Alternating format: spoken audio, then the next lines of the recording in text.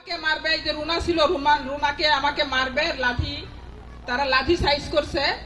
পরে যে কোনো ভাবে আমার কাছে আমার আইডি কার্ড ছিল আমার অফিসের, সেদিন সে ভাবে আমি কোনো মতো বেঁচে গেছিলাম। তারপরে যেদিন আমাদের মিরপুর 1 নম্বরে সনি সিনেমা হলের সামনে যেদিন আমাদের প্রোগ্রাম হওয়ার কথা ছিল, 150 পুলিশের ভিতরে আমার কর্মী যখন গাড়িতে উঠালো পুলিশে, 150 পুলিশের ভিতরে আমি একা শুধু, আর সবাই চলে গেছে, আমার পাশে কেউ নাই।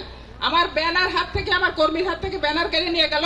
ওই 150 পুলিশের ভিতর থেকে শুধুমাত্র অনলি ফর আমি একা তাকে আমি ছাড়াই রাখছি।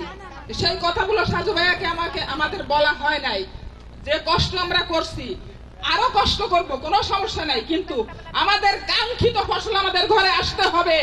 এতে সিদ্দিক সাজু ভাইকে আমাদের বিজয় করে তার গলায় ফুলের মালা দিয়ে আমাদের তাকে এমপি হিসেবে আমরা যাতে পাই, সেই ব্যবস্থা আমাদের করতে হবে। সেজন্য করতে হবে কি, আমাদের প্রত্যেকটা ইউনিটে, প্রত্যেকটা থানায়, প্রত্যেকটা ওয়ার্ডে ঢুকে ঢুকে ঘরে ঘরে তাদের মন জয় করতে হবে।